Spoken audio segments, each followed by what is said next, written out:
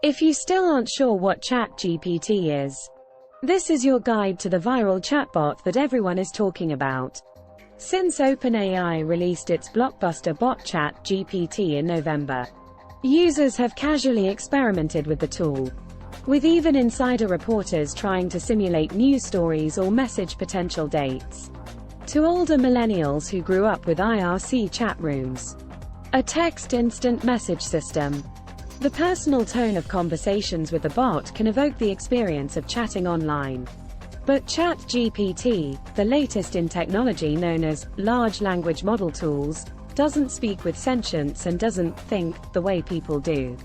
That means that even though ChatGPT can explain quantum physics or write a poem on command, a full AI takeover isn't exactly imminent, according to experts.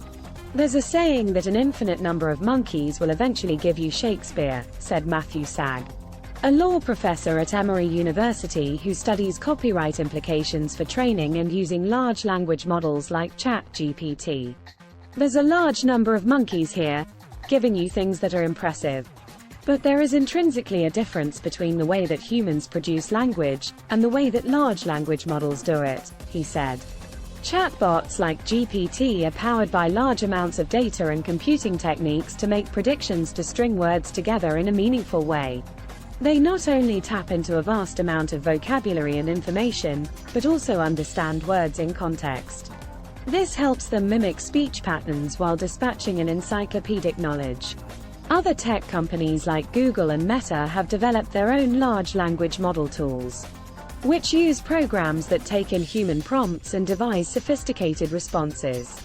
OpenAI, in a revolutionary move, also created a user interface that is letting the general public experiment with it directly.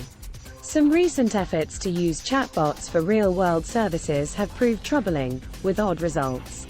The mental health company Coco came under fire this month after its founder wrote about how the company used GPT-3 in an experiment to reply to users.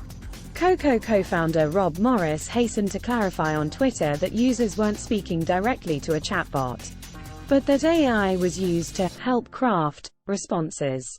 The founder of the controversial Do Not Pay service, which claims its GPT-3-driven chatbot helps users resolve customer service disputes, also said an AI lawyer would advise defendants in actual courtroom traffic cases in real time, though he later walked that back over concerns about its risks.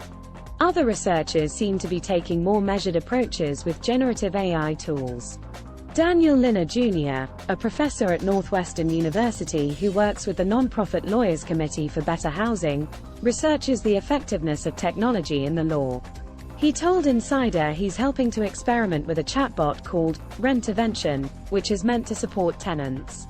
That bot currently uses technology like Google Dialogflow, another large language model tool. Linner said he's experimenting with ChatGPT to help Rent-A-Vention come up with better responses and draft more detailed letters, while gauging its limitations. I think there's so much hype around ChatGPT, and tools like this have potential, said Linner. But it can't do everything, it's not magic.